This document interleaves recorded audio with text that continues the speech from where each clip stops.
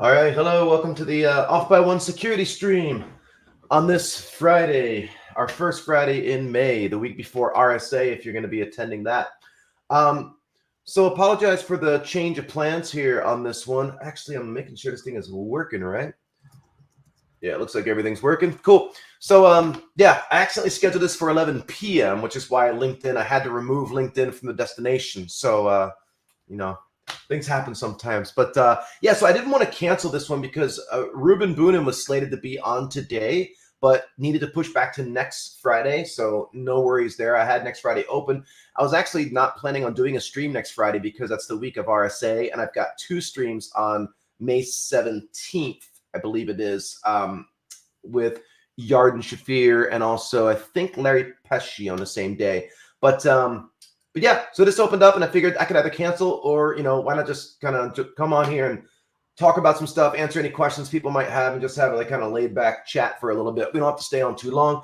Right now, you see up here with me is Randall Jones. He is works in marketing with me and is a lot of times behind the scene. Like when you see things pop up, like little banners and stuff like that, helps me respond to questions and all. So, I figured he'd hang out with me for a little bit. He doesn't know why yet. I don't know why yet either, but just because I like company. Yeah, so I guess if you have any questions, please go ahead and post them up. This can be about pretty much anything you want to chat about in the technical space and all. James, yeah, you're right. I do need to do that. I do need to go in and organize the videos. One of the big challenges has been people saying they can't find my videos. And that's because like most people with a YouTube channel, they put everything under the videos category, and mine all falls under the live category because I do live streaming. So that's where they end up. And so I try to like reorganize the page so that would be what shows up first, but I don't know if it's really working that well. I think that might be part of the reason that the channel only has 19,000 subscribers. I'll tell myself that anyway. It's got to be the reason, right? It's absolutely the reason.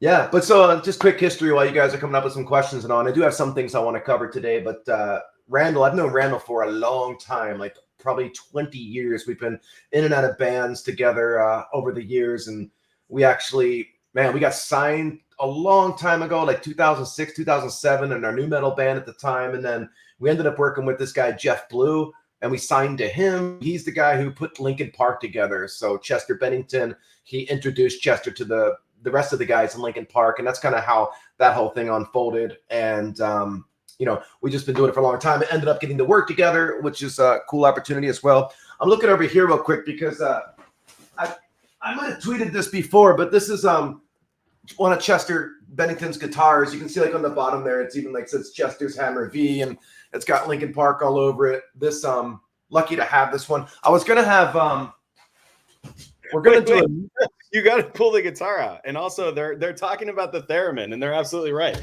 Play the theremin, and you'll gain another 1,000 subscribers easy. It's not plugged in right now. It's just sitting there looking pretty.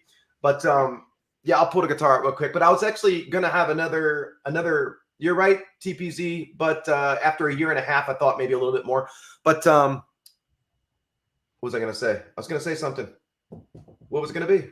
Oh, I'm gonna have another stream where I'm hoping to get Greg Linares and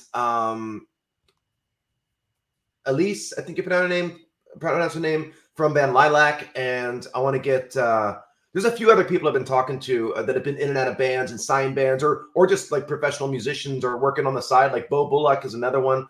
Randall will probably be there, and just kind of talk about something non-tech for once and talk about some funny stories, because I know so many of you out there have like some hobby, and for a lot of you it's music, which is really awesome how for whatever reason there's a lot of connection between like music and tech. But yeah, I'll grab this real quick. There's a huge connection. I can say that I was new to the cybersecurity field, obviously coming in from marketing, and the crossover between music and cybersecurity is hilariously wide. At every event I go to, most of the people I speak to have some background with music. Yeah, for sure. So this is a guitar. It's a Hammer Flying V style guitar, and this one was originally going to be Tom Dumont's from No Doubt. He actually bought two of them. He bought a white one and a black one. This one was there's not many of these out there in general, but the pickups were originally white, but they were special ordered black by Tom Dumont. And then since it was left over, Chester liked the Flying V style, so he got 2 of these. He got a burgundy kind of dark color one, and then he got this black one. This was used during the Project Revolution tour, primarily from like 2008 for about 4 or 5 years, and he would play a Shadow of the Day. I'll grab a picture of it so you can see him playing it on stage, but that's basically when he would play this thing. So pretty neat. And actually, let me see if I can pull something real quick before I move topics over back to tech real quick here. Let me see. Brand, do I have the video still? Yes. Well, here's the guitar right there. So that's Chester playing the guitar I just showed you, which is cool. And then I think I've got a video here, or do I not? It might not be here anymore. Yeah, I'll have to go dig that up. But there's a video somewhere that I've got that shows him actually talking about the guitar backstage at one of the concerts. Cool. So let's move on. Like I said, we'll do a non-tech one music thing some point with a bunch of people from tech. Let me go back through the comments real quick and make sure I didn't miss anything.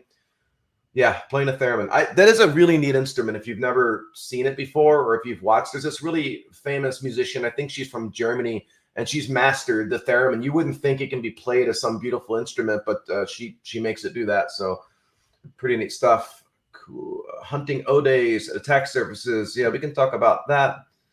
Any plans? So one thing I do want to talk about is guests. Like, throw up some guests that you would like to see on. I'm going to share my screen right now for a second. We're about to get the whole Inception thing for a moment, but I wanted to show the upcoming schedule.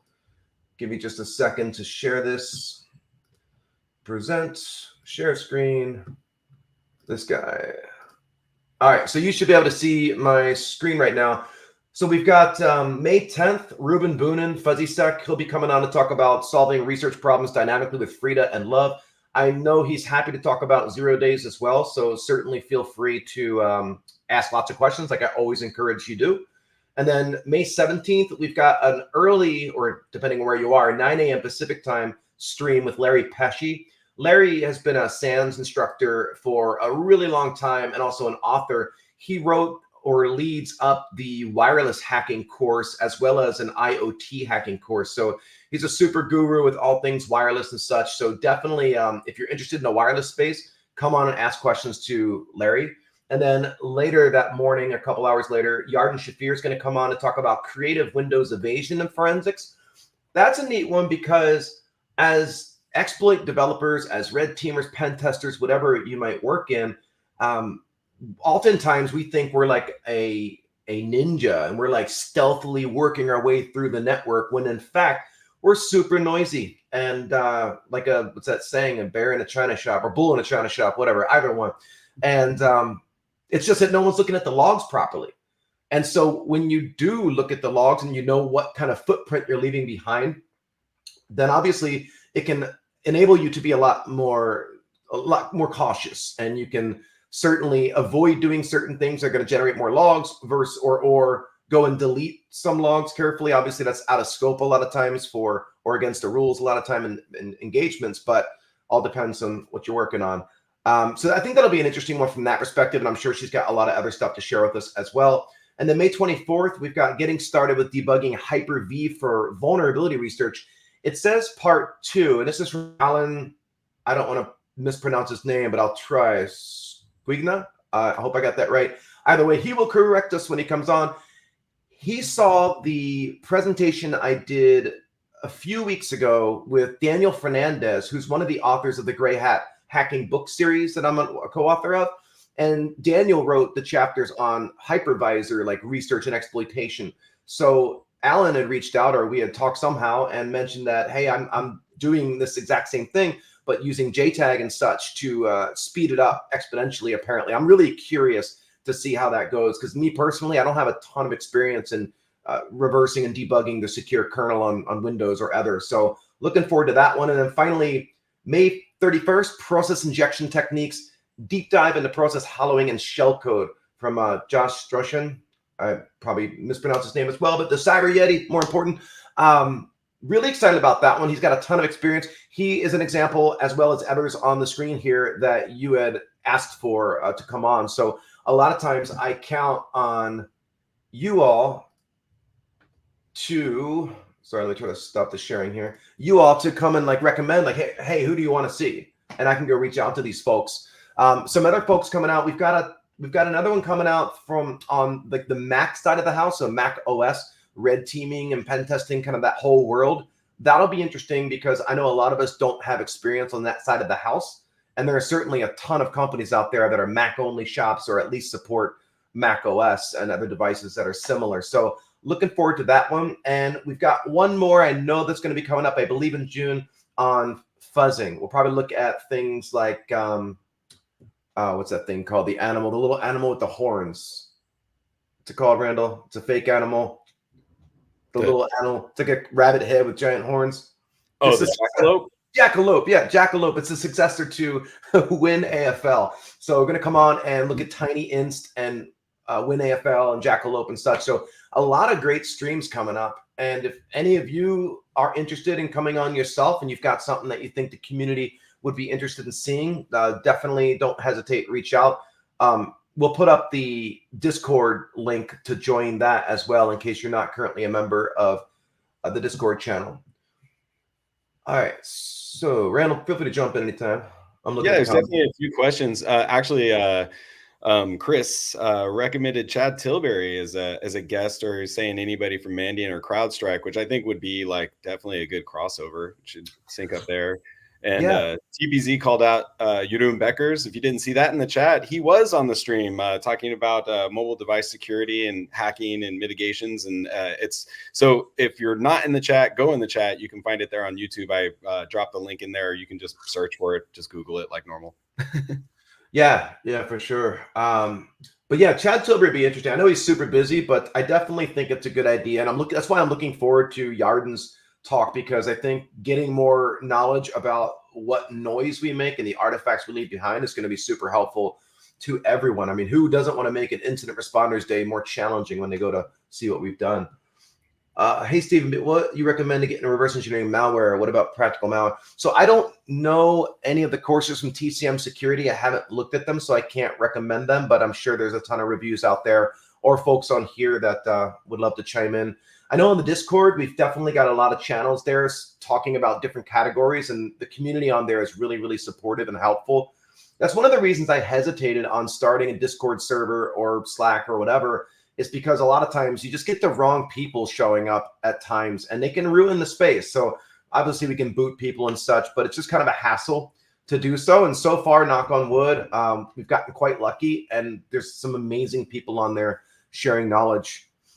But getting into reversing malware in general, I mean, most of us started off like doing little crack me challenges. I mean, there's a ton of those out there on the net that you can Google. I actually do need to crack a piece of software soon for one reason or another. And I can't do that publicly on YouTube through the channel because then I risk it getting banned or blocked or whatever. But I am going to do that for YouTube members through Discord one of these weeks coming up pretty soon here. Which means, again, thanks so much to the members who have signed up, because, again, we're using those funds to identify and pay for a couple folks to go to DEF CON coming up in August. So if you're interested in potentially being one of the individuals who gets that funding, definitely go into Discord and check out the appropriate channel on there. Right now, I'm looking at being able to cover 2 admissions to DEF CON and then hopefully flights. It all depends. It depends if the community members, if the members of the YouTube channel continue to donate, or if we get more, or if they start dropping off. Obviously, that's going to affect how many people and what we can actually do. But I know at least right now, we're going to be able to get one person in and pay for their hotel. Airfare, I'm not sure. It all depends, like I said before. But yeah, back to your question on the reversing. Yeah, most of us started off with the crack me challenges. I mean, the best way to do it is just to dive in. Just start reversing in Ghidra or Hopper, or Binary Ninja, IDA Pro, whatever tool of choice. And then just there's a learning curve, obviously. There's a ton of tutorials out there. It's going to be hard at first, but like anything, learning a new language, even a spoken language, you're going to get better. Like doing it yourself and, for lack of a better term, suffering through that rite of passage to get to that point of getting better is the best way to do it, is what I would recommend. And also, of course, getting familiarized with the x86 or 64-bit instruction set, if that's the processor of choice, or ARM or whatever it might be. more reversing, the better. Understanding the languages that most malware you're interested in is written in, stuff like that. Pretty much the easiest way, and then just start ramping up. Jump in as many CTFs as you can as well. Even though you may not be doing malware reversal in the CTFs, you're going to be using the same type of tools and instruments and knowledge. So all good there. I feel like with a lot of these questions, you just said suffering through. And with a lot of these questions, that's going to be a common thread. You just mentioned CTFs, and James was asking about completing all the starting boxes at Hack the Box and looking for high-level advice about working CTF boxes. Yeah, there's a site I'm sure most of you are familiar with called CTF Time, and CTF Time shows all the it shows all of the prior, current, and upcoming capture the flag challenges, and a lot of those link to write-ups. Obviously, like, one of the things people always ask, especially when I'm teaching classes, is, okay, we went through this binary, we exploited this, we used this technique. How can I now go and practice this stuff on my own? And you may have heard me say this a million times, but it's just the one that I always go back to, which is go to exploit-db.com, and up there are a ton of vulnerable applications that you got the download link right there. You know there's a vulnerability in it, and then treat it like a 0-day. That gives you an opportunity to practice your fuzzing skills. Like, let's say it's an open source project in C or C++ on Linux. You can go and instrument it, compile it with whichever tool of choice, like WinAFL, for example, and look for the bug yourself.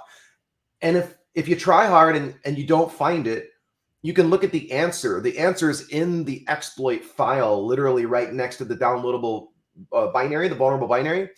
And you're cheating a little bit, but that's okay because there's plenty more you can go through. But then once you read the answer, still go and try to modify your fuzzer to see if you can find it, depending on what kind of fuzzer you're using, or still go through the practice of manually writing the exploit code and getting that to work, and then move on to the next one, There are literally thousands of binaries up there. That's a never-ending supply of real-world applications that's going to get you a ton of, again, experience. And yeah, that whole suffering through thing, what I mean by that, and I've said this before on streams, like, you've got to give up something at some point in order to spend enough time to get really good at what it is you want to be good at. I know it's a strange sentence, but most of us we're not fortunate enough, depending on how you want to look at it, to work in an environment like a DoD facility, let's say, or organization.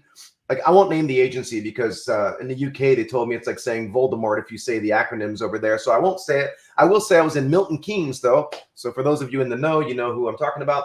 And I was teaching a class over there, and they said the week before I got there, Alex Ionescu was there for 2 weeks doing Windows internals training. And then the week after I left, they said Corland Coder was coming over.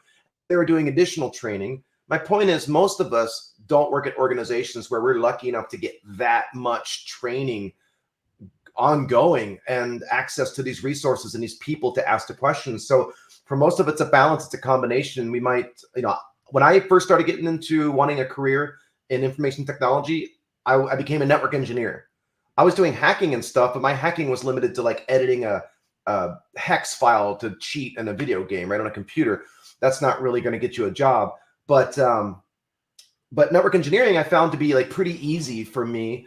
Once you learn subnet masking, it's like, autopilot. And so, there's that point where, for one, having a background in IT in general before switching to security is immensely useful because you understand the systems you're supposed to be protecting. I think that's kind of in a lot of ways gone away. Like, that used to be the only way into security 15 years ago, but now you have people coming straight from university or straight from a coffee shop or wherever they work, studying up a bit and going to a SOC job, for example. There's nothing wrong with that, but you got your work cut out for you, right? Because you've got to understand all these different systems that you're responsible for. So there's that. And like, I went to network engineering. I found that to be an interesting field to go into first. And at the same time I was doing network engineering, I was able to study and practice on the side. And I had to give up something. So I gave up video games. I was playing Halo 2 at the time online. I love that game, and Skyrim and others when it came out. And I had to give all that stuff up. I mean, at least in moderation. And that's how I found my way. I remember sitting on the BART train in San Francisco before it got taken over by zombies, and studying both directions every single day, nonstop studying every chance I got. And then still making time to go for runs and things like that, because exercise is important. And I'm not in any way, shape, or form advocating or telling you that I think you should give up all of your hobbies and socialization and all that. It's all a balance to get good at something. There's not one Olympic trainer out there, because you see me getting a little passionate now, because my brain immediately went back to toxic Twitter, like before Mastodon came out and things like that. Like, it just started coming up to a head where information security and on Twitter was getting pretty toxic. And a lot of people kind of spread out in different places, Mastodon or wherever else. But either way, it's maybe the combination of that and the mute option or block option, but it's gotten a bit better. So the thing I'm getting passionate about is, I remember like a few years ago, it might have been more than that, but this whole idea or concept of a 10 times engineer came out. And that got people fired up. Like, people are like, what the heck is a 10 times engineer? Well, if I remember correctly, it's one person who's an engineer, developer, who is capable of performing 10 times the work of the average person, or 10 engineers, that person can do the work of 10 people.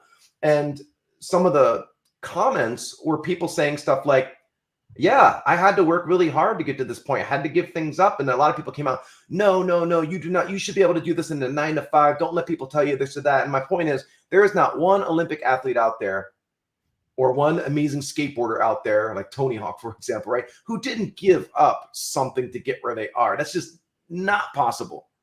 I mean, there might be a savant out there. I don't know. Randall, what do you think?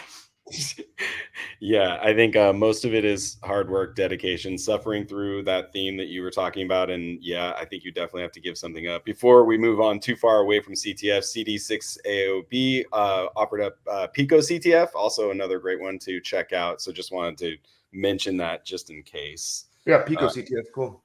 Yeah, and there is a question I think would be very good to touch on from your you had a Twitter thread about like getting into the industry and various levels that you're at, because McGregor was asking, how do I get an internship with vulnerability assessment and penetration testing? It's very difficult for someone new to the field. Yeah, there's a lot of, as you know, you like to say, try harder methods out there where there's not a lot of guidance or mentorship, but that is something that's needed for the field. Probably something good to address for those of your viewers that are newer to the industry. Yeah, for sure. And like, on that note, I put a poll out, a while back and a couple of weeks ago, and I was surprised to see the results as I don't know what word I'm looking for. Like, I wasn't expecting that the option for, is it hard for people who are new to the industry to get a job right now, to be so dramatically different than the others, because people are saying, yeah, it's really hard. There wasn't many people who are new saying it's easy. And it caught me a little off guard. I mean, I'm not super surprised, but still, that means there's a problem, because for years now, this message has been circulating out there that there's this massive shortage of people working in information security and technology in general. And you hear some people saying, no, there's a shortage of talent, not a shortage of people. Other people are saying, no, there's 10 million open jobs in cybersecurity. And maybe that was the case. I don't think that's the case today. I could be wrong, but that seems excessive. There are certainly jobs out there, but there's also a lot of people with experience who have recently been part of a layoff organization or whatever else you want to call it, and they're looking for jobs too. So, I'll talk a little bit about getting into the industry and what I think is important, because that's a good question. I don't want to skip over that one question, the other part of James's question, though, about what other high-level advice might you have for working CTF boxes. That's an interesting one, because I know some people who are like some of the most skilled exploit developers I've ever met in my life, but they're terrible at CTFs. And what I tend to find about these individuals is that, like, they're just really good at following the rules. Like, a developer is used to reading the CFP or the requirements for a file format specification, and they're supposed to follow those rules. And like, compared to a sport like football, there's a referee, right? And well, the referee in coding is the developer, I would imagine, and anybody who's kind of doing code review and peer review and such. So if you don't, once it's compiled and out there on its own, if there's a vulnerability, you're relying on exploit mitigations to protect you at that point, which are pretty amazing at this point. But my point is that people falling into a mindset that makes it challenging for them to creatively think outside the box and come up with kind of clever solutions to things. What I'll do is, because I can't say who it is or what it's for, but pretty soon here I'm traveling to another country, and one of the things we're doing is working to train some teams on how to win CTFs. I've never been asked that before as a request, and there's a few of us going to do it. So it's a quite neat opportunity.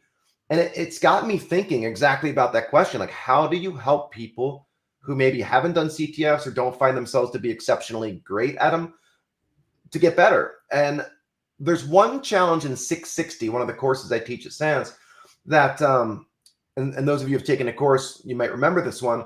When you get it to crash, if you pay attention to the registers at the time of the crash, you'll notice that it's setting up a system call for you.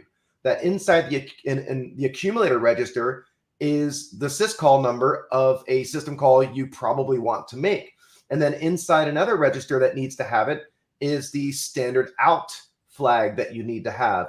And then another one is the size argument. So like everything you need for that system call is pretty much set up for you with one exception. And you need to like do a little swap to be able to get it to work. That's not my point. My point is, a lot of times the people who write the CTF challenges, they're going to drop you hints. They're going to make it so it's actually a challenge that you can complete. Like another hint that it gives you in that challenge is it says that the length is wrong. The length of input is wrong. When I read that, my brain immediately goes to, oh, I got to go look for a compare instruction, because there's probably a compare checking to see the input, the length of input I'm sending in. So like, a lot of it's about that, really paying attention and then reading through walkthroughs, like I mentioned before, that other people have already written up, so that you can kind of say, wow, I never would have thought of that. Or if you can, take the challenge, the CTF challenge, if it's available, and don't read the walkthrough. Just like I said about exploit DB, give it a shot. And then if you can't figure it out, look at the walkthrough. And then you're probably going to be like, wow, I never would have thought of that. But guess what? Now you'll remember that.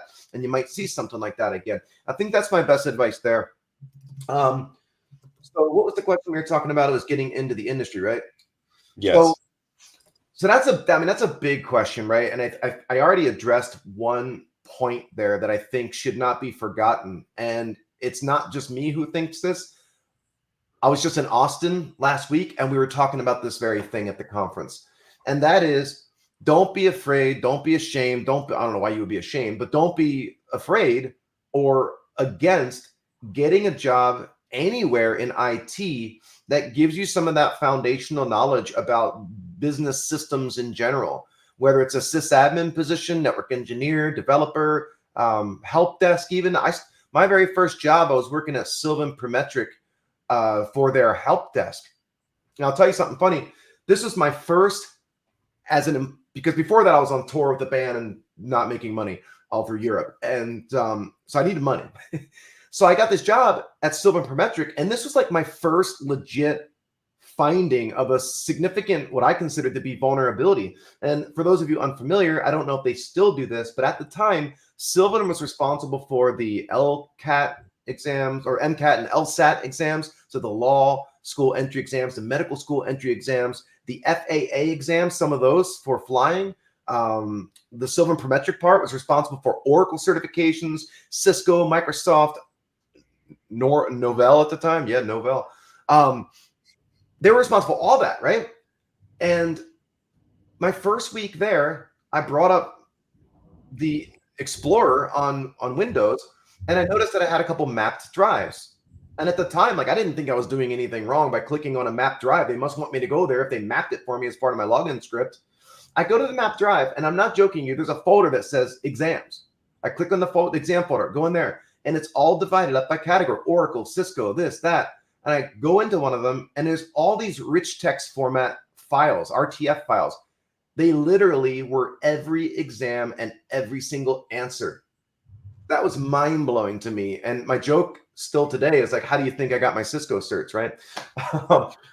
So that to me was just mind-blowing. And I remembered at the time, somebody who worked for the company said, well, the law school entry exams and the test questions and the medical school enter, all that stuff, FAA, those are on separate hard drives.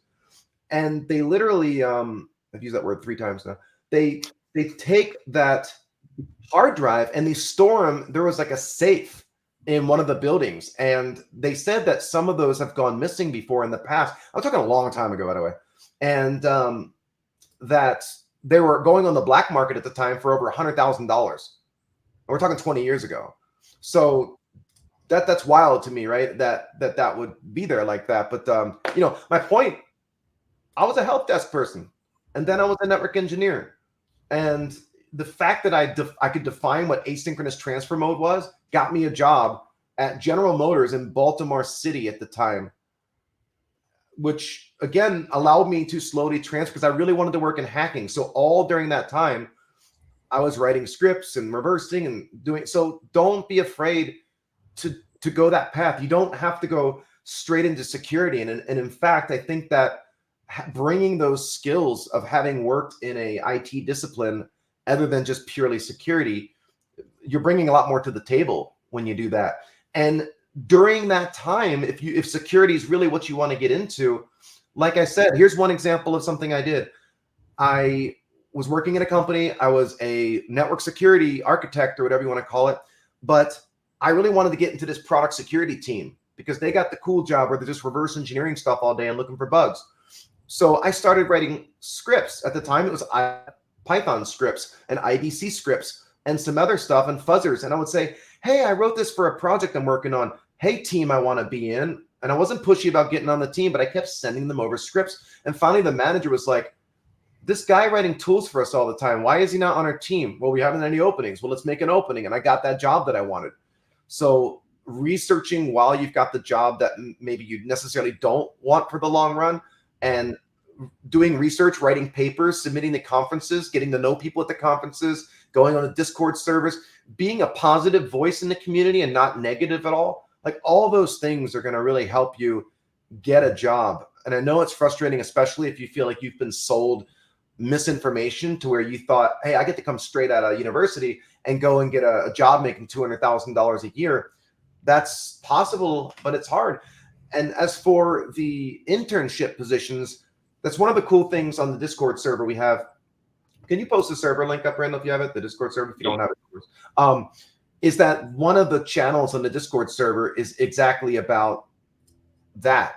It's about how to get jobs, what you can do, interview opportunities. Like Jonathan Ryder, I don't think he's on right now, but he's one of the admins or mods on the server, and he's holding soon a mock interview for a couple people. I'll be on there as well, but it's going to be probably a small panel, and we're not going to record it. We're not going to host it on YouTube, but we are going to stream it.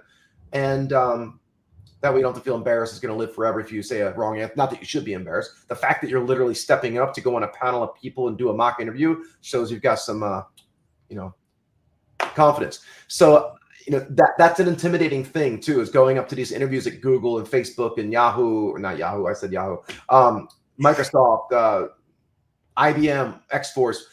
Those are hard interviews. I'm happy to talk about the types of questions from a high level you can get into there, but that's better dedicated to a specific session.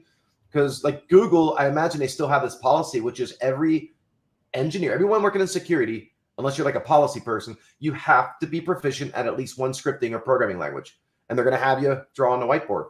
So stuff like that is super, super useful. So I think that that's another benefit of going over there, is that people will give you these resources to this stuff. Okay, I think that's long enough on that question. Let me move down.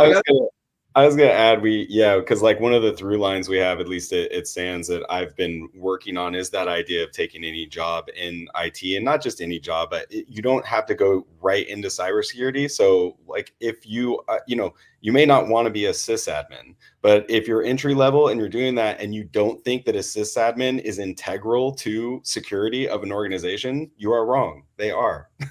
Like every person is. Like that's the biggest attack surface, right? Yep. I also wanted to, Steve, ask this question because I love the follow-up, which was about, what was it? It was, who was it who asked it? It was Lobo Solitario asked, can an individual discover 0 days? But the follow-up, how hard is it? Yeah. Yeah, that's a good question too. I was actually just looking at that one, but I wanted to not miss the one above that. Is a shellcoder's handbook? It's a super easy one or fast one. Is a shellcoder's handbook still relevant? Do you recommend it? Right. Like there's still going to be material in there that's useful because they're going to be talking about assembly and shellcode writing and how you got to zero out the registers without using null bytes. So it's definitely outdated, as most books become, unless it's like a math theory book. But it's still useful. Yeah, there's probably books that I would recommend over that, but it's still a decent book if you can get it online or somewhere cheap for free or for cheap on the internet or whatever. So can a single individual discover a 0-day hard? So that's a big question. A 0-day on a command injection vulnerability or a cross-site scripting vulnerability on an IoT device that should never be plugged into the internet but has a web server running on it. That's super easy. I mean, you can find that stuff all day long. That's still a 0-day, right? Which gets me into something I want to talk about in a moment here, and that's that article that came out that's talking about how these 4 university students were able to claim that they've got 1-day exploitation with their AI agents, with their LLM agents. We'll get back to that one. I want to answer this one first. So there's that, and then you've got the radically. Well, let's stay on that side once. So there's that example, and then there's like, can you still find a stack buffer overflow today on Windows 11 fully patched? Yes, those vulnerabilities absolutely still exist sometimes. The problem is the mitigations that are protecting them. And that's why I talk so often. If you've seen a lot of my solo streams, I've got the kernel debugger out, or we're reversing an IDA, and we're looking at how the mitigations work, because being able to defeat, avoid, whatever with those mitigations becomes critical. But are these vulnerabilities still all over the place? Yeah. I remember when in 2014, I know some of you are like, oh no, here he goes again. But in 2014, Microsoft came out with 2 mitigations, memgc and isolated heap on Internet Explorer 11 and Edge. And Corland Coder and I like a joke, I think we like tried to call each other at the same time. We're like, what the heck's going on? Our exploits don't work anymore. You would see 50, 60, 0 days, or not 0 days, but patched vulnerabilities against the browser come out every single month on Patch Tuesday because people were making a killing. Skyline is another example of someone who was making a killing doing it. He's the person who originally disclosed the heap spraying technique. I remember he tweeted shortly after, please, does anyone have a memgc bypass? I'm literally sitting on 20 0 days against the Edge browser, but you can't exploit it because the mitigations. So these vulnerabilities are still riddled throughout many, many applications, but the mitigations are what the problem is. So yes, you can discover them. Weaponizing them is the challenge. And on the extreme side, I was going to go, take something like a iOS, meaning iPhones, iPads, exploit chain. So what they want is a 0-click remote code execution exploit chain, which means you got to get past Blastdoor, which is what Apple built to kind of protect, because most of the exploits coming in were targeting iMessage and the processing of the different document types coming in. So they created Blastdoor. You got to get past that. So you need a information disclosure vulnerability weaponized. You need a sandbox escape type vulnerability weaponized. You need remote code execution weaponized. You need privilege escalation. You need likely a kernel exploit to root the device if you really want to get things going. I mean, you're talking at least 5 or 6 exploits chained together. So does one individual find all that? I'm sure it's happened, but for the most part, in my understanding, those are very tight-knit communities of researchers who are very cutting edge and understand how to exploit and find those types of vulnerabilities. That is a significant task to undertake. So is it possible? Yes. Is it likely in that extreme scenario? No.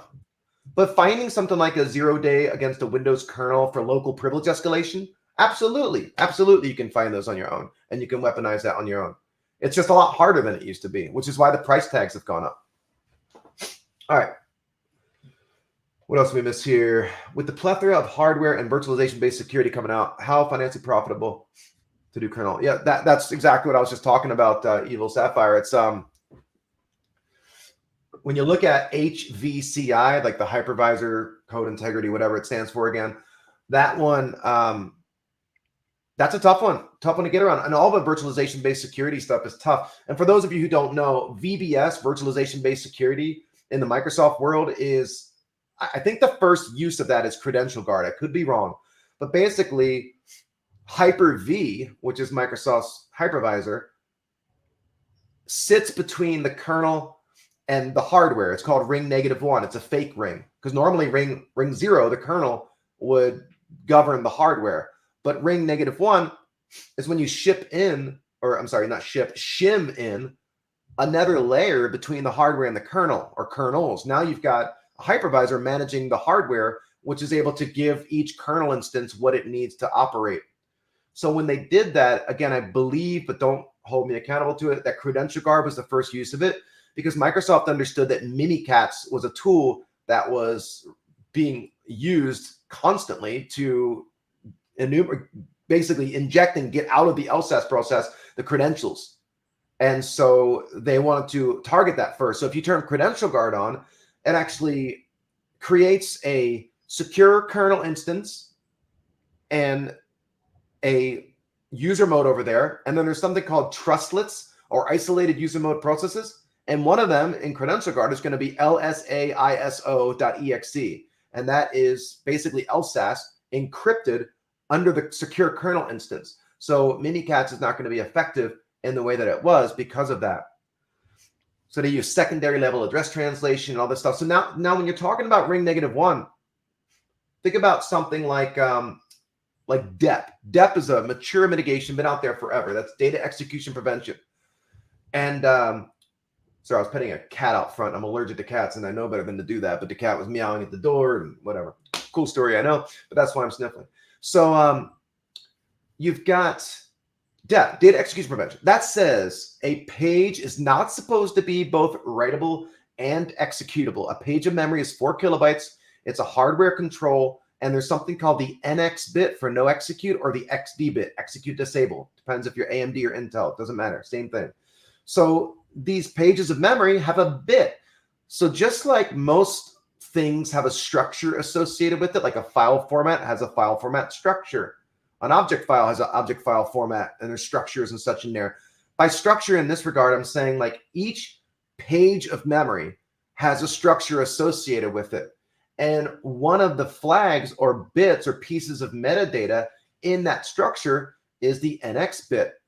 And that's going to be a 1 or a 0, and it's saying whether or not execute is allowed or not. And if you're able to get into the kernel as system, and you're able to flip that bit to turn DEP off. So say, for example, you call a system call, you make a function call like virtual protect or write process memory that literally calls virtual protect for you.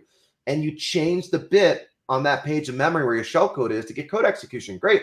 But if ring -1, which is the hypervisor, sets that bit, it's the PML mapping. So there's a PML mapping. I'm not going to go through all that, but it goes all the way up to PML 6 or 7. If that flag is on in ring -1, it doesn't matter. It's hierarchical, and it gets inherited from the top down. So even though you did all that work to get that to work, it's too bad. The ring -1 says no. So that long way of answering your question is, does it make sense to go into that space?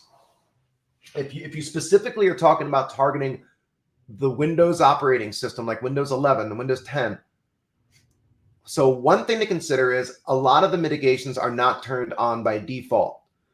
Take example, Exploit Guard. With Exploit Guard, there's around 20 mitigations that come with Exploit Guard that came out with Windows 10 and Windows 11. And pretty much they're all turned off by default. I think literally, again, almost all of them, if not all of them, are turned off.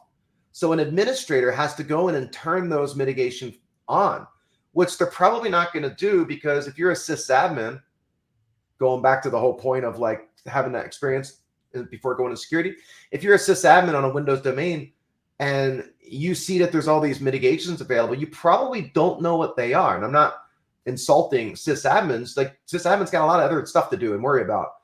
They got to patch systems and all. Like, I doubt they're going to be like studying all of these mitigations one by one. And even if they do check them out a bit, like for me to understand a lot of them, because there's not great documentation on them out there, you've got to go and debug them. And sometimes that means debugging the kernel. Again, the likelihood of someone doing that who's working in a sysadmin role is very low. So you're probably not going to see a lot of these mitigations on right now unless you got a savvy admin or similar. Will they start? So here's another thing to consider. Microsoft's in kind of a catch-22 position. By that I mean damned if you do, damned if you don't situation. People will say, why didn't Microsoft turn all these mitigations on to protect my system? But if they did that, guess what happens? It breaks your applications potentially and slows things down. And then you say, why did Microsoft turn this stuff on that breaks my application? I hate the operating system. So what they, I'm guessing, do is they wait until a mitigation is mature, till all the processors out there support it. Like DEP, for example. When DEP came out way back in XP Service Pack 2, it was only on for Windows Essential Services and applications only. And then I think Vista at some point, they turned it on for everything. So they felt that it was safe to turn it on by default for everyone. Things like shadow stacks, which are really the cutting edge kind of stuff, and control flow enforcement technology and end branch instructions and all that, you have to have a relatively modern processor like Tiger Lake or newer on Intel to support that. So no, they're not going to turn that stuff on by default, and nor are admins. So I think to answer your question, on one side, we've got some time before we have to worry about all the mitigations being on. When that time does come, yeah, it's going to be basically the exploits are going to become a lot more one-off. It's going to be a lot of custom grooming and magic that needs to happen. It's not really magic. It's just a lot of times in exploits out there, you look at how someone figured out how to exploit it, and you're like, the stars just happen to align in order for this to be possible. That's when conspiracy theorists start thinking about backdoors and stuff, right? And I'll give you an example. It's an old exploit. Alexander Sotorov discovered it way back in like 2007, 9, I can't remember. This was an animated cursor vulnerability. And the reason I bring this one up is because ASLR was on by default. You couldn't turn it off on Windows. You can't.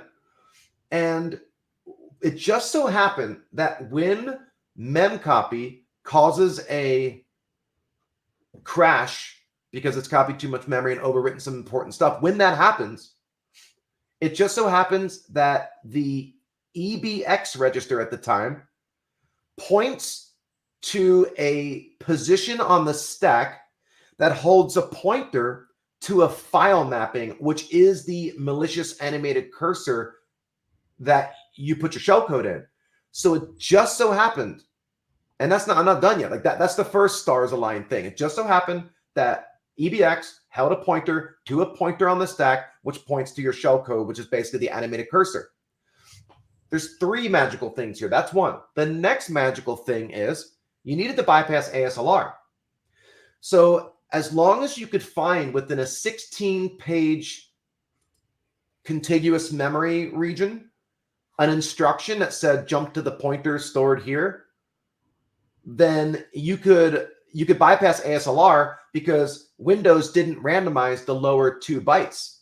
So you could overwrite the lowest 2 bytes of the return pointer in this case, because memcopy was copied to the stack, and you would be able to bypass ASLR that way. That's number 2. Number 3, when you did get the code execution, which was literally you executing the very first magic number or tag at the beginning of the animated cursor, which was, oh shoot, I forget what it was. Animated cursors, oh, RIFF, R-I-F-F. So the ASCII values, R-I-F-F, had to be there for it to be a valid animated cursor file because it was based on the RIFF specification, right? So it had to be there. One thing you couldn't control is the fact that the processor needs to execute JIFF as if it were instructions. So when you look at JIFF in ASCII hex, those turn into opcodes. Those opcodes just happen to be benign, meaning it didn't cause an access violation or any issues. And then right next to the tag was the size field, and you would use a EB some number that was a jump short to jump over the other metadata to your shellcode. I mean, that kind of stuff is amazing. that's when it's a bit magical, and that's what you're looking for. So I think that a lot of times, or what's going to happen in the future with more and more of these mitigations on, it's going to be a lot more custom stuff. So yes, I think there's always going to be a space for people to be doing this research, but I think that you've got to be real good. You got to really want it. You got to be good at it, and you got to be patient. And the price tags are going to be really high. Like right now, and then I'll go back to Randall and change the pace for a second. Right now, if you were to find, like if you had on your hand, on your system right now, a iPhone 0-day, like we talked about, or a Windows 11 remote code execution kernel exploit, it's worth millions of dollars, millions of US dollars. Some people are out there saying they got 10, 20 million dollars that they'll pay for this stuff. Now you're selling to nation states, so obviously that's not a great thing. But my point is that that's how much people will pay today for it. Imagine what people are going to pay as it gets harder and harder. So if you've got like a small, tight-knit group of researchers who you trust and who are as smart as you are on this stuff, I don't know about you, but I'd be cool with splitting $20 million with a few people. So Randall, what I missed some good questions. Yeah, and just wanted to say that I think it was James also commented on the going back to the CTF write-ups on Hack the Box. There's also a really great walkthrough of our offensive ops CTF that Sloppy Joe Pirates ran. We'll have another virtual run of that coming up, but it was definitely a very cool event, and the walkthrough is pretty amazing. I don't know if you want me to jump to this immediately, but just from what you were speaking about, James also asked about pursuing bug bounties as being a viable financial path versus focusing on a traditional job, like tough space, right? Yeah, the problem there is like most people focus on web bug bounties and they go to HackerOne or one of the other buyers out there. The challenge there is you've got a lot. So that opened up a world of opportunity for literally the world. You have people from every country you can possibly think of who are now able to earn good money when, like, if you live in the United States and let's say you get $1,000 for a web bug bounty, depending on who you are, where you live, that might not be a lot of money to you. But outside of certain countries, other places in the world, the cost of living might be a lot lower. Where that money ends up going a lot further than it does in other countries, right? So my point is that you've got a lot of hungry people out there looking for this kind of work because that's the amazing thing about it. Anybody can do it anywhere in the world. So what you're up against now is, you know where I'm going, a ton of people. And this has a couple negative side effects. One is, as the whole world of bug bounties and stuff got commoditized, there's a race to the bottom when it comes to the pricing. Like these companies don't want to pay as much as they probably should because they don't have to, because there's people out there who will take what you're not willing to take because you want more money for it. So it ends up like watering down that a bit. That's not the case with binary exploitation. That's the web bug bounty world problem. And the other side effect of it is, or one of the other side effects is, there's something called duplicates. It's very rare that you will run into a duplicate issue in the world of binary exploitation. It's not impossible, but it's rare. As where in the world of bug bounties on the web, you'll all the time. And I didn't know much about this until I was talking to a guy named Hassan El Hadari, who's another instructor who I work with, and really smart guy when it comes to this stuff. And he started explaining to me how rampant of an issue that was, where you find something and then you go send it into the HackerOne or Bug Crowd, whatever it is, and they're like, sorry, duplicate. And part of you is like, well, how do I know it was a duplicate? How do I know you're not lying to me, right? That kind of stuff. And I like to think that that's not the case, but it's probably true that there were duplicates. So why does that happen? This is something I was educated on as well, because I don't work in the web space so much like I do in the binary space. And what Hassan said is, what a lot of these researchers do, and if you're not doing this and you want to go down that path, you probably should be doing it, is monitoring websites of interest for changes. Because once they push out a big change, like add a new feature, just change it significantly, not just change a picture, that's when the attack surface is now probably at its weakest point. So you're going to have a lot of people watching, like Meta, Facebook, those kind of big sites, the ones with the big bug bounties, because they're looking for those changes. And as soon as they find those changes, they're going to go at it. And a lot of people are using AI in that space now, which is something I wanted to touch on a bit, but I don't have to if you don't want to go there. So I think it's viable in the world of web bug bounties if your expectations are realistic. What's his name? Nahum Sec. Nahum Sec's an amazing person in that space of bug bounties on the web and such. Like, he's a great person to ask that kind of question too, because back when a lot of these people started doing it, there weren't nearly as much competition with all these other people trying to do the same thing you are, and now it's obviously there's a lot more people there. So I think as long as your expectations are real and as long as you're good at it, not everybody's going to be good at this stuff. That's the sad truth of this. There's the part of it which is people say you can do anything you want as long as you put your mind to it. But there's also, and I agree, but there's going to be limitations, right? I can't go be Tony Hawk. Like, I just can't.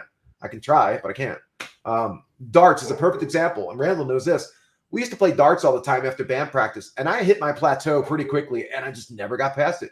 Bought a better dart set, just couldn't get past it. So I think, and there's your challenge as well. Like, so people ask about binary exploitation. Should I go down there? Is it going to be possible? The thing there is it's so hard that the money's not going to stop being amazing. But the web bug bounty, it's that. So what are the thoughts on the dark side of infosec like this? So I saw I missed one too, but let me answer that zero one real quick. That's an interesting question. I'll tell you a quick story. And I know some of you probably got to drop. It's been an hour. No problem. This is being recorded. You can come back and listen to it. But, I'm happy to hang out for a bit longer. I think there's probably a decent amount more questions. I haven't looked. So I went to Romania a long time ago. And everything's a long time ago, right? But like I say, I joke. I'm saying I'm still 25, though. I don't understand how it could be so long ago. A joke never gets old to me. But I was in Romania. See, Randall, he smirked.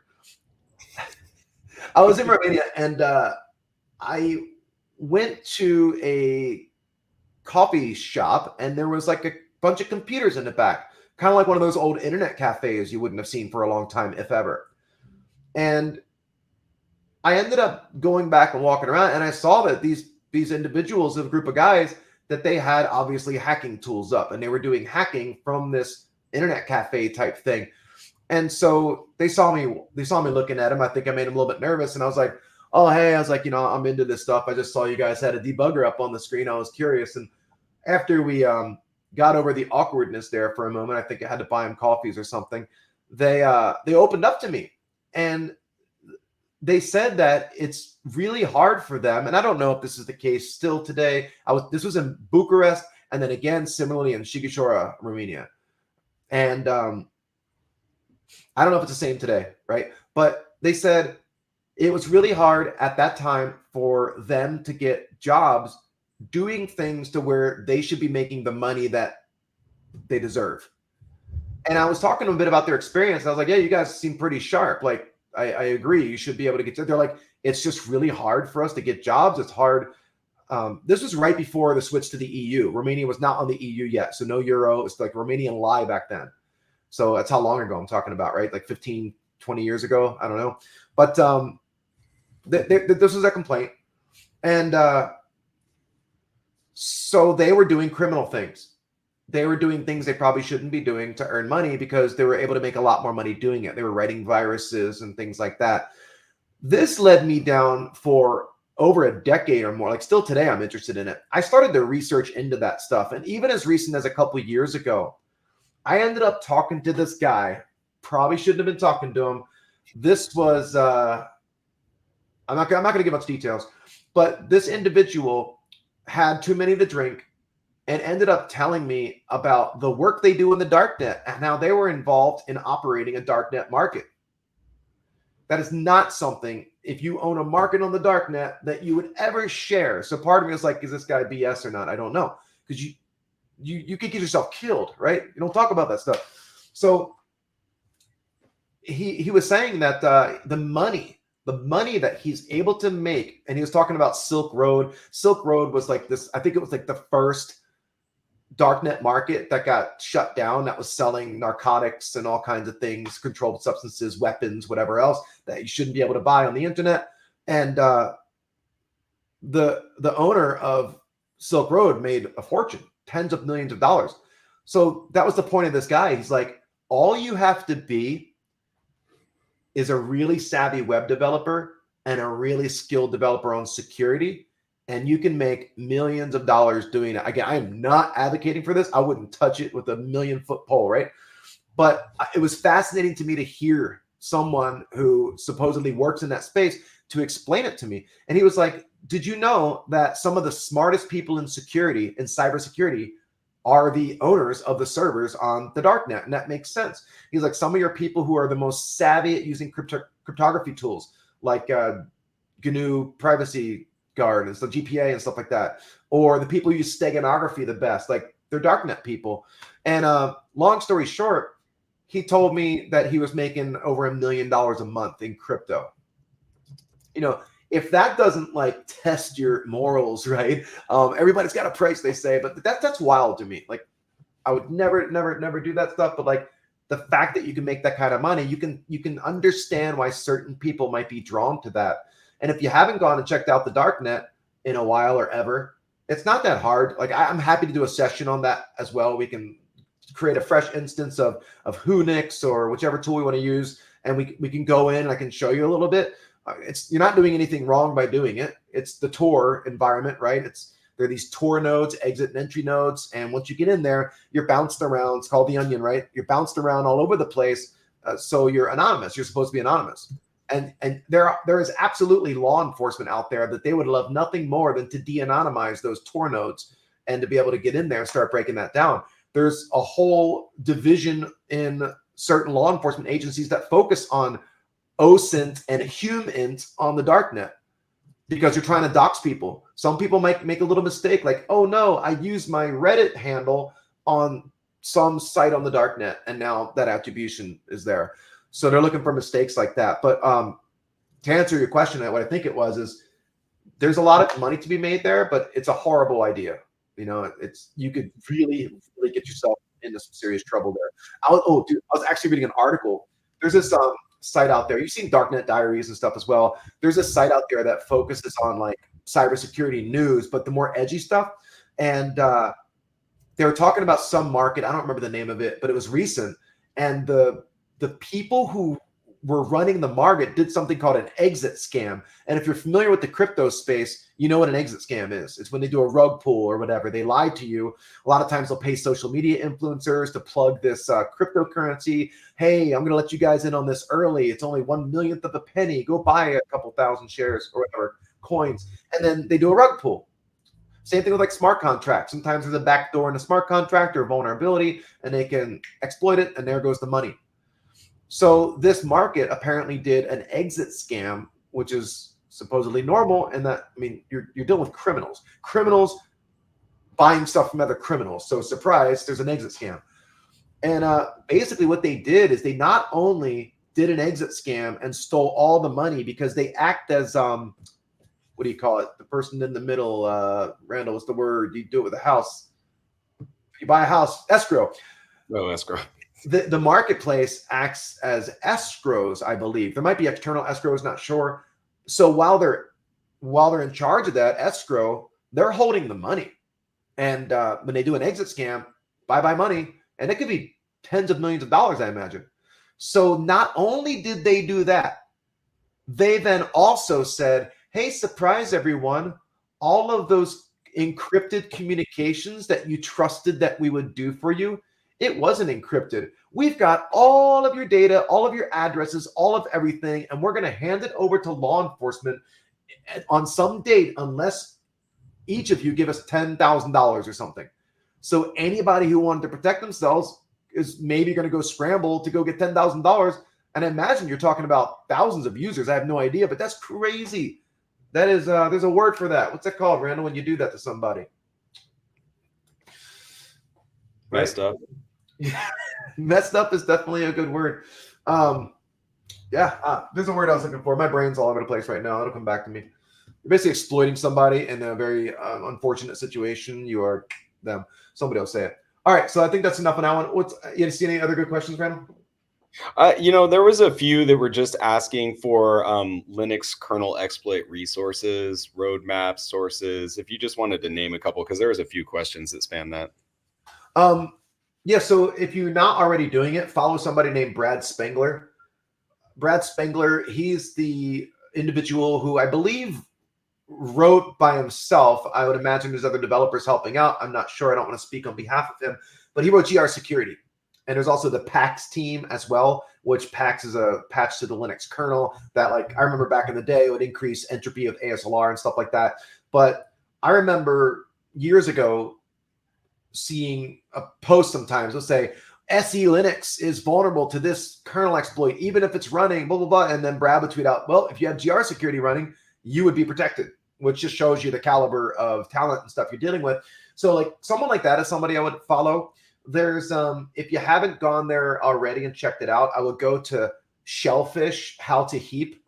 If somebody could post that link up, that'd be awesome. It's Shellfish with a PHISH, How to Heap, and that's going to show you all kinds of different Linux heap overflows. And yes, that's user land, but understanding all of that is going to be critical into going into the kernel. Like, you should know what the arenas, what's the difference between a main arena and then non-main arenas, and how heap subsegments work, and what a Tcache bin is, and like all the optimization turn on and whatever.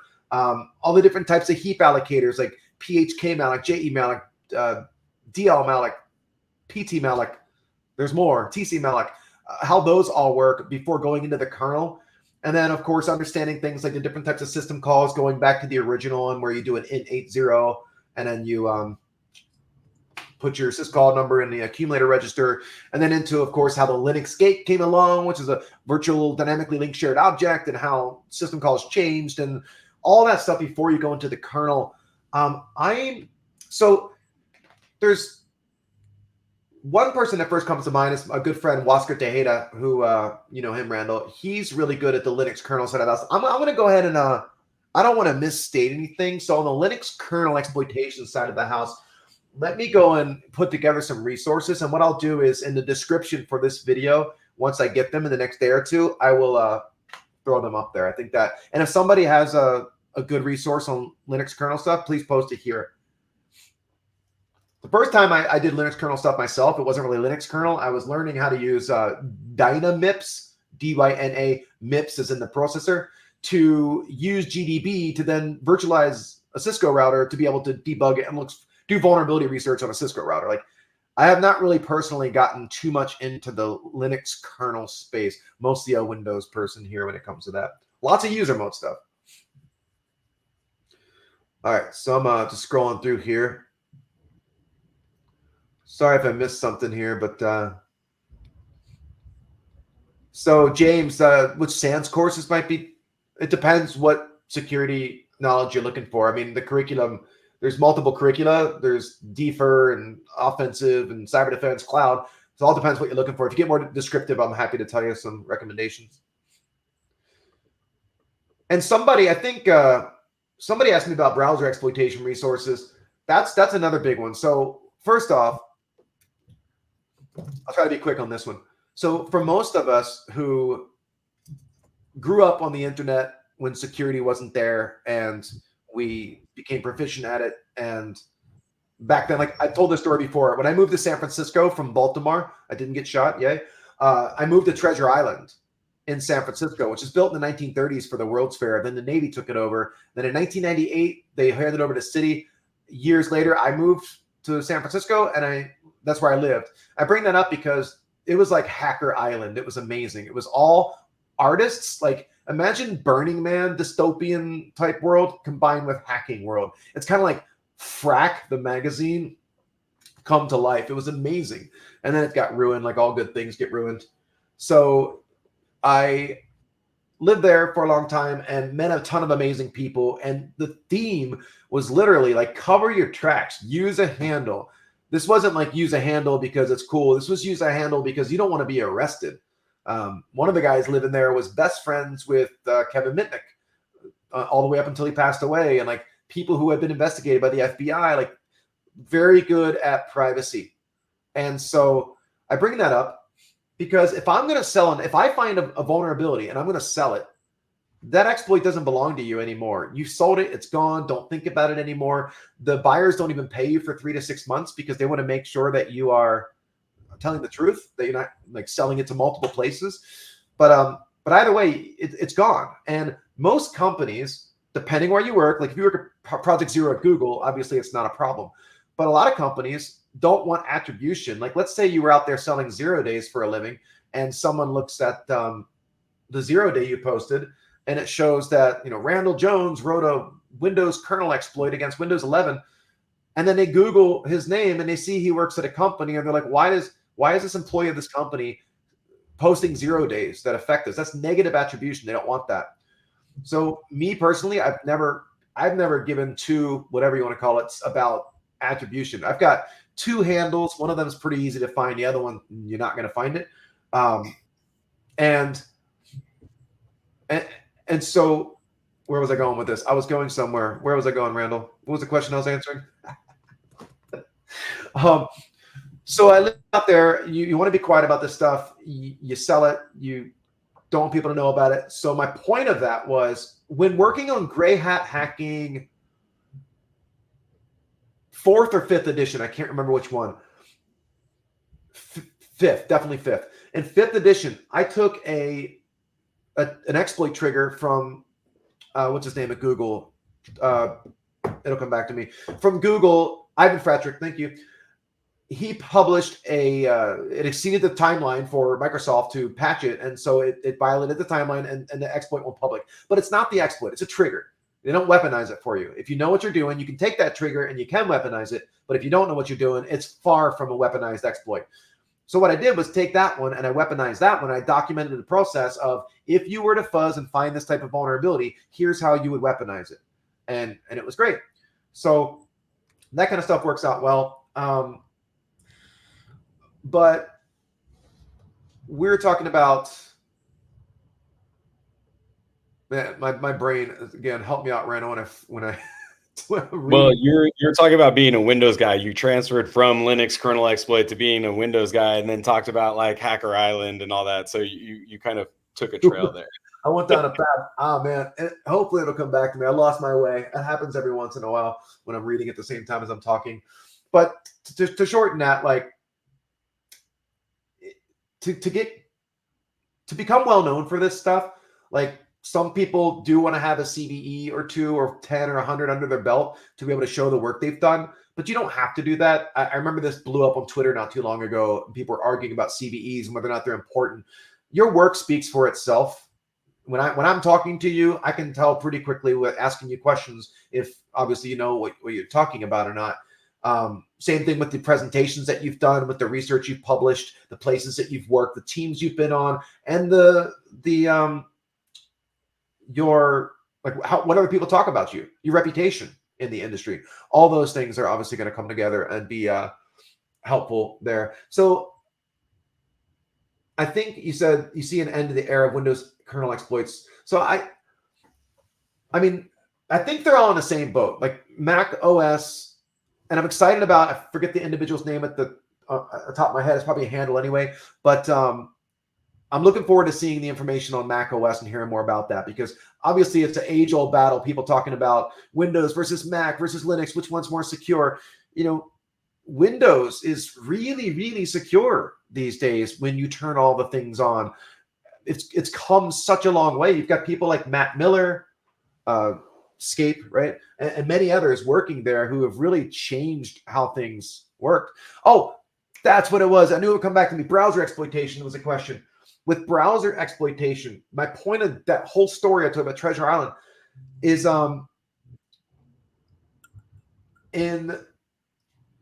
for resources on that, I posted 2 videos on browser exploitation on this channel, and they were retired videos from one of my SANS courses. They're not in the course anymore. I retired them, and I could talk about those because I didn't actually sell those.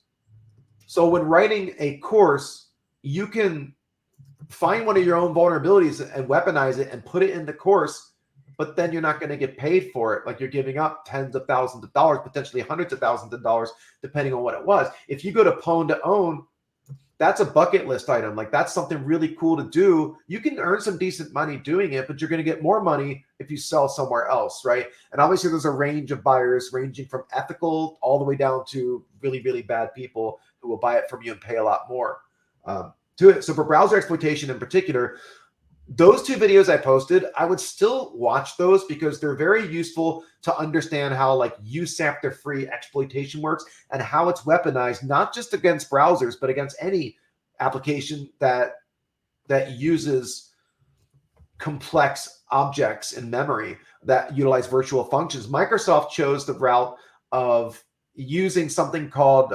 invasive smart pointers. There's like 3 different options as to how you can implement smart pointers in C++, and smart pointers are used for dynamic reference tracking. So something as complex as a browser, when objects gets instantiated and they're floating around there, again, complex objects that utilize virtual functions, the first variable inside that object in the way Microsoft implemented it are going to be, it's a V pointer that points to a virtual function table. And in that virtual function table is a bunch of functions that you can call to take action against that object. Right below, if smart pointers are being used, right below that V pointer is a reference counter. And there's going to be an add ref method inside of a class and then a release method inside of a class that dictates the value that's going to be in the reference counter, because it increments and decrements by 1. Once it gets decremented down to 0, then it's available to get free.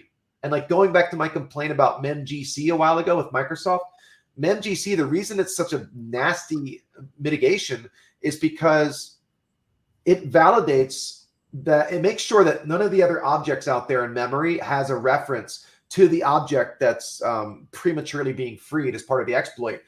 And that's what really killed it. But either way, that all works the same. Like understanding how that bug class works by watching videos or reading articles and actually going through the exercise of doing it, incredibly useful. But switch it over now to Chrome V8, Java V8, right? You're now talking about a much more complex situation where you now have to understand really, really well V8 internals, at least to some degree, and exploiting use after free and type confusion bugs are going to get a lot more complex. In fact, in 760, which is one of the courses I run at SANS, day 2 is completely being reworked, where we're going to have a browser, Chrome V8 browser use after free vulnerability in it that we'll be going over, and it's going to be a pretty tough one. So that's just one day that we're going to be going over. So that's my recommendation on the browser stuff. I know there are some classes out there that focus specifically on Chrome with V8. It's obviously that's a very specific target, right? But there's a couple classes out there that I know that exist. All right, so I don't want to spend too much more time on here, but one thing I did want to go to, let me look something up real quick, and I'll bring this up here. Agent exploits 1 day LLM paper. I'm just using keywords, see if I can find this thing. Yeah, here it is. Okay. I'm going to share my screen here. Give me a moment. Present, share screen, and we're looking at this guy. All right, so you may or may not have seen this paper come out of Cornell University, and I want to say right from the start, I am not picking on anyone, discrediting anyone, negatively speaking about anyone. Anytime, especially university or college researchers work together to try and further the industry, they deserve props. But obviously, things need to be peer reviewed, and people need to come together to agree and reach a consensus that everything's accurate. So the claim here, and I read it when it first came out, I haven't read it again since. I'm going to summarize, but the claim here, from my understanding, is that when CVEs come out against web app vulnerabilities, I believe this is limited to web app vulnerabilities, that these university students have these LLM agents. Like if you're familiar with Crew AI, for example, like that's what we're talking about with agents that have different roles. They do a certain thing.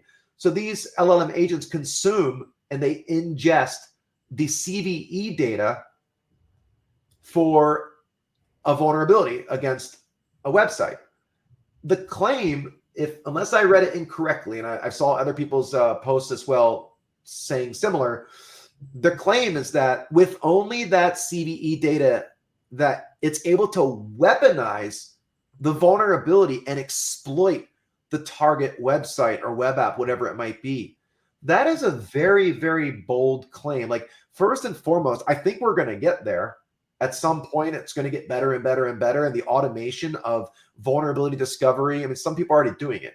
And then the weaponization, that's the hard part, because in order to really do this successfully, and we can even like talk about binary exploitation, one of the agents is going to need to be able to like set up virtual machines and configure stuff and like make sure it's the right version and debug it and do post-mortem analysis and then work on writing the exploit. You're talking about a lot of work. Now with web app stuff, I remember years ago, DARPA had a challenge back in 2016. How did an entire deer get into my backyard? I have a fenced in backyard and there's no way a deer got in here. Anyway, I'm going to take a picture of this. I got to show people later. Hold on 1 second here. This is insane. Where the deer go? Oh man, can't see it.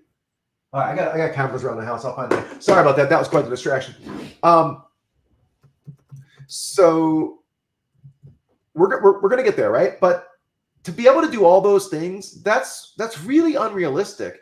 There was no transparency or like code released or any proof of this. So the conclusion that you're gonna reach is that most likely what's happening is it's glorified search engine where it's going out and it's finding public exploit code via GitHub or whatever else by searching for it. And then it's using someone else's exploit to exploit the target. Now, am I 100% sure about that? No. But doesn't that seem unrealistic that it can do that? Again, I think it's going to get there, but I don't think we're there yet. I was talking again, I won't name the name because I don't ever know if people want to be referred to when they're working on a project, but I was talking to someone recently last week about the latter portion of what I said, which is binary exploitation and being able to weaponize a vulnerability, not only weaponize discovery and then debugging and exploitation. Like that's wild. If we get to that point, that's going to be pretty amazing. So I just wanted to touch on that real quick. Yeah, Connor McGar has great blogs. I had Connor McGar on when I first started the stream like a year or so ago, and it's still up there. It's a great talk. He did a talk also at Hackfest. Is that recorded, Randall? The talks from Hackfest last year? Yeah. Let me see if I can go. They should be up on the YouTube. Let me see if I'll find the links and drop them in there. Okay. He did a talk on it was called nickel and dime exploit mitigations. And basically, why does Microsoft spend time focusing on bug class like techniques that are so small? And it's fascinating to see kind of the thought process behind these mitigations and weaponizing. But like you put all this stuff together, it's very, very hard. But yeah, besides Shellcoder's Handbook, I mean, there's the old good ones like Hacking the Art of Exploitation and stuff. Sadly, there's not a whole lot of like we were going to work on Gray Hat Hacking 7th edition, and we still may. But McGraw-Hill doesn't want to do like tech books that much anymore. They don't want to physically release them anymore. That just made us kind of sad. So we're looking for a new home. With we're talking to a couple other publishers where we might do it. But you know, there's a lot of books under No Starch has some good books out there, like on Rust and security and fuzzing. Like I just don't know any off the top of my head. Most of the ones I know are like dated. Like I remember there was a great one like Journey to Ring Zero, which was a book that attempted to cover Windows, Linux, and Mac kernel exploitation in one book, which is pretty wild. A decent read though. Let's see here. Sorry, let me just. What exploit techniques can be used for red teaming? You've seen ROP and JOP used for malware development. So, well, I think one of the main things you need to know as a red teamer when it comes to like exploit and malware development is writing your own implants, because obviously Cobalt Strike and stuff and out of the boxes, you're going to get caught. So writing your own loaders or stagers and writing your own implants. Some people are claiming, again, it's a claim that they've got polymorphic implant code running where it's out there on the wire and it's communicating with ChatGPT 4 or maybe custom LLMs or AI. And it's able to like mutate itself to evade signature analysis, which is nothing really new or novel because we've always had polymorphic like malware. But apparently it's able to like migrate. It's able to consume public information to evade detection using some novel techniques is the claim, but I haven't seen it yet again. So, but I think that being able to do that is significant. Starting in user land, seeing how many AV EDRs you can get around and then moving into the kernel. Because when you're dealing with something like Cobalt Strike, it's going to be a lot harder to get around their protections and what they're watching for versus some other type of EDR. So I'm just reading through. Is there anything else here? Can we have a session on BinDiff and POC, because BinDiff is already done? Yeah, I think I want to do a series where we've got fuzzing, smart fuzzing, and building a fuzzing harness. I want to do a couple on that one, and then because sometimes you don't get to see that connection. Like, how do I find the bugs? And then once I find the bugs, how do I determine if it's exploitable? Once I determine it, how do I debug and weaponize it? How do I deal with mitigations? How do I port it? Those are all, a lot of things. Searching for 0 days. Yeah, we'll have sessions on fuzzing. Now, obviously, getting into hardware exploitation and stuff is big. It's been around for a while with Spectre and other types of exploits out there, but hardware exploitation is a thing, obviously. Sorry, let's see if I missed anything I want to touch on real quick. No collisions opponent owned that I saw. No. Oh, thanks for the compliment, Yusuf. Let the guest talk. Randall, they want to hear you talk. Speak. What? They said let the guest talk. Speak. No, clearly they don't know how SANS instructors work. We talk too much. Yeah. So yeah, there's a lot of stuff up here. There's no way I can get through it all. I'm just seeing if anything sticks out. Oh, yeah, by the way, there's a lot of questions. I know a lot of people say SANS is expensive. I know training. Hardcore training especially is expensive. I think I saw it might have been an OffSec training at Black Hat for 4 days, like $7,000. It's wild, especially like the on-site stuff with like the cutting edge Chrome V8 stuff. I've seen 10,000 plus for a class, which is why I'm doing this. It's why I'm trying to have amazing guests on and doing stuff myself and all, just to give back and help folks out, because I know it's expensive out there. Like back when I was getting into this, I paid out of pocket $3,000 or $4,000 for a Cisco training class so I could earn my CCNA. And CCNP. I didn't cheat, like I said. But I had to take a loan for that. I didn't have the money for that stuff at the time. I'm not saying you should go do that. I'm just saying all the things. Did I leave the gate open? No, the gate should not be open. Really hard. All right. All right, I think I'm going to stop there. I'm happy to do this again sometime if you found it useful. We got almost 1,000 people on here right now, which is amazing. So I hope I didn't say anything too dumb. But happy to do this again if you want. Let me know in the comments. Smash the like button. And that's how I'll know to do this again. But I do want to have a session coming up, like I said, on like something different, like having hackers who are into music, maybe into other art as well. So having like 10 people on here, and yes, I will give them an opportunity to speak. But if you do watch my videos, I do usually let the guest speak most of the time. Randall does not have any cutting edge hacking techniques unless he's hiding them from me, or do you? No, I'm the marketing guy. I get to design funny things like our pin from Hackfest and things like that. Hack the Planet, right? So I get to do fun t-shirts and things like that. Which is appreciated. And speaking of which, Hackfest Hollywood, we're early. It's not until October 28th and 29th.